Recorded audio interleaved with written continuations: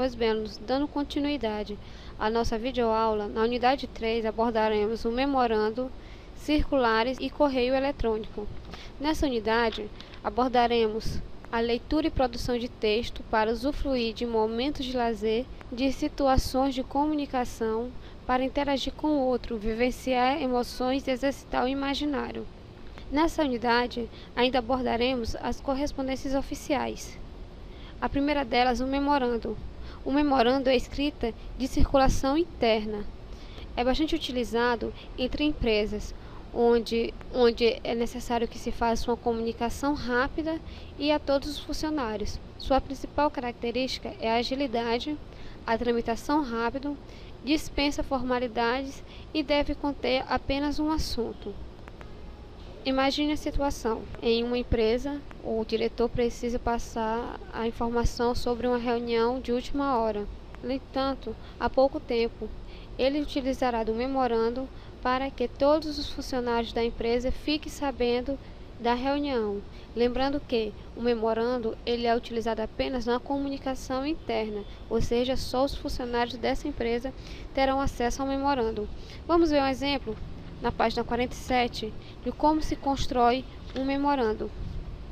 Observe que acima deve ter o nome memo, que se refere a memorando, o número do memorando e o ano. Bem ao lado tem a data em que foi escrito, 20 de março de 2005. Deve-se conter o assunto e a que departamento é enviado. Logo abaixo temos a mensagem, a assinatura e o cargo de quem enviou o memorando. Outro documento que se pode utilizar é o circular.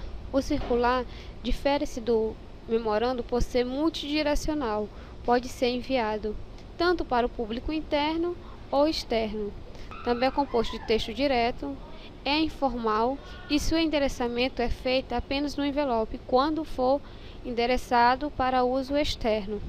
A estrutura do memorando e do circular é bastante parecida, com o cabeçalho, o nome ou logotipo da empresa e o número da circular, o vocativo, a mensagem, o local e a data e a assinatura.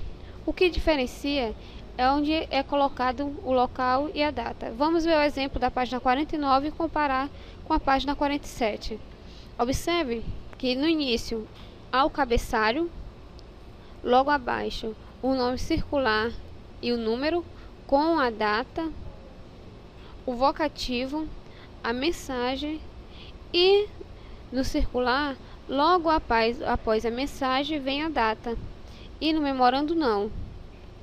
E por último, a assinatura.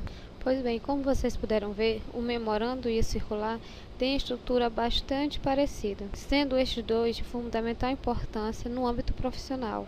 O que diferencia o memorando do circular é o envio. O memorando será enviado apenas para o público interno de instituição e sua mensagem podendo ser informal. Já o circular poderá ser enviado para o interno ou externo com vocabulário formal. Outro tipo de texto bastante utilizado nos dias atuais é o correio eletrônico, o mais conhecido, o e-mail.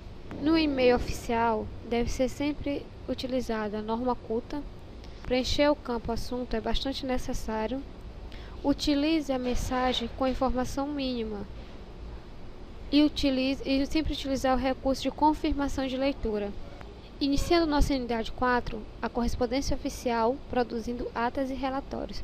Nessa unidade, abordaremos a qualidade dos textos quanto à forma e ao conteúdo, aprimorando o controle sobre a sua própria produção.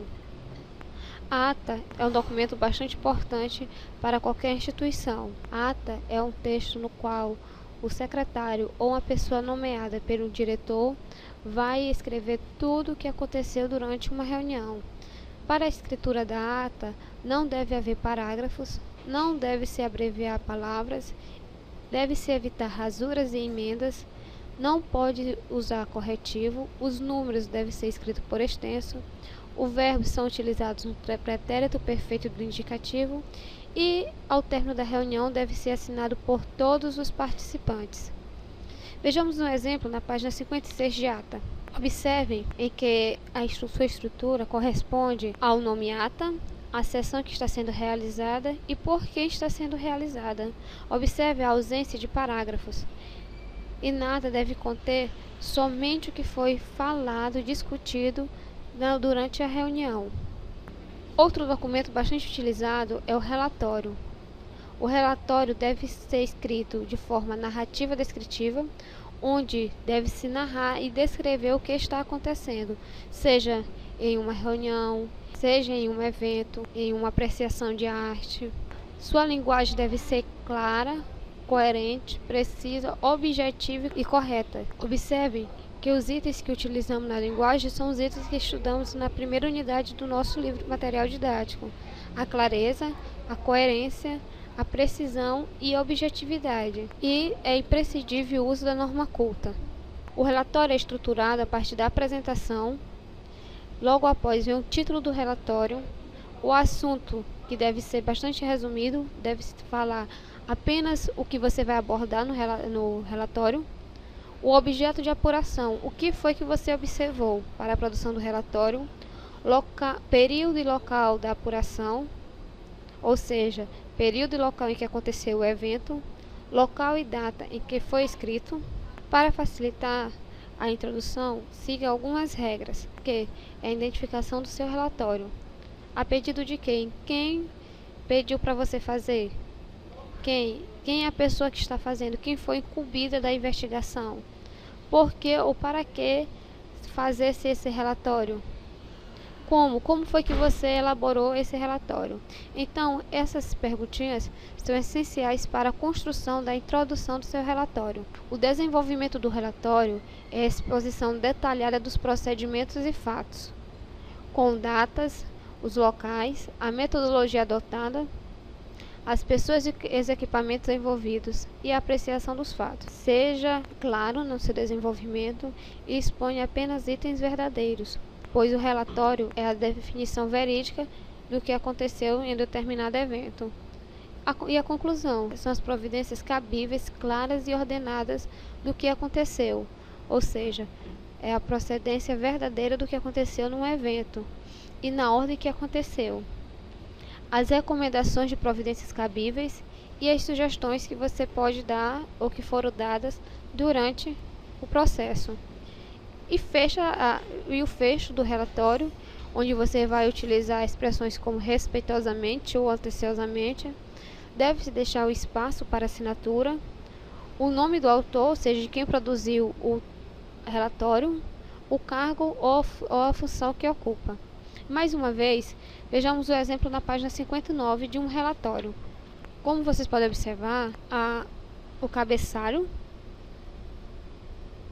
o título, o assunto, o evento, a data e o local.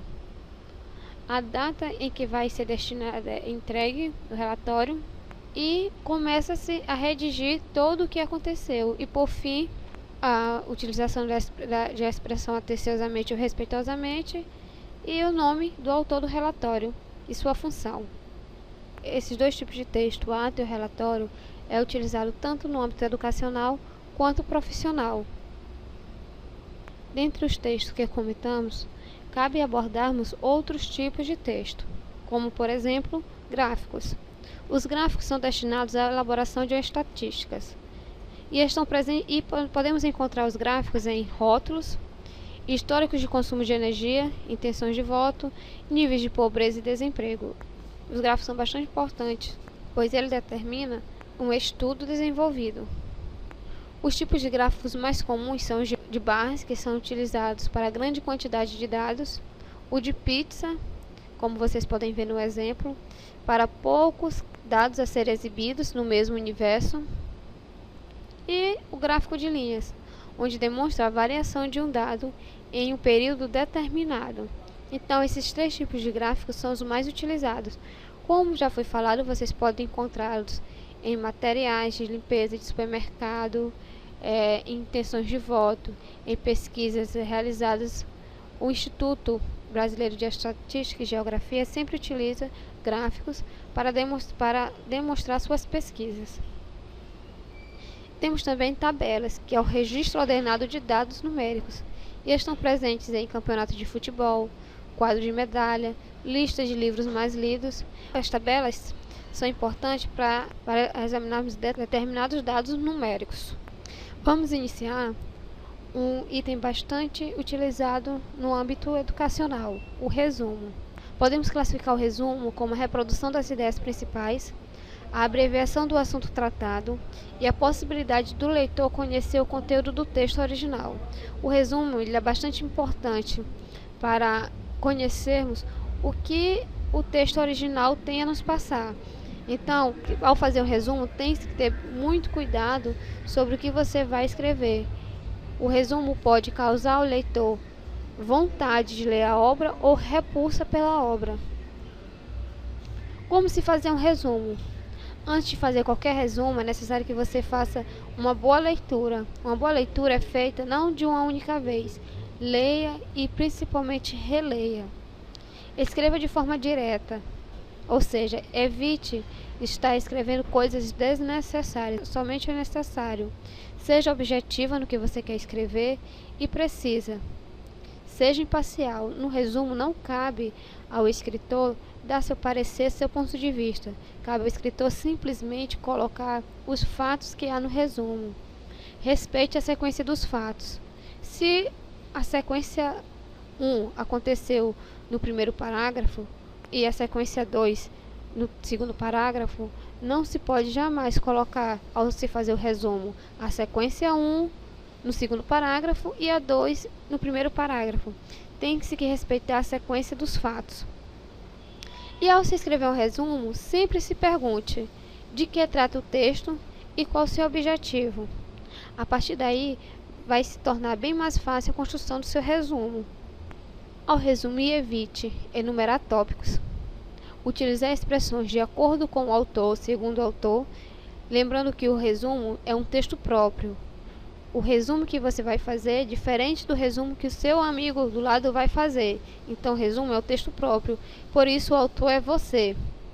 A transcrição de diálogos. Não há necessidade de transcrever diálogos entre os personagens. Não cabe também utilizar exemplos do texto.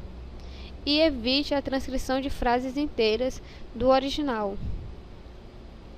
O resumo ele vai se estruturar em torno de uma ficha técnica, no qual deve haver o sobrenome, a utilização de vírgula e logo após o nome do autor, o título da obra resumida, o local e a publicação do texto, a editora, o ano e o total de páginas que o livro original contém.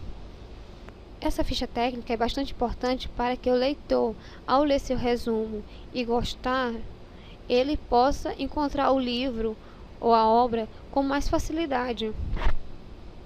O resumo se estrutura da seguinte forma: o assunto do texto, com o objetivo que o texto deseja alcançar, a articulação de ideias, as ideias apresentadas do texto, lembrando as ideias do texto, não ideias suas.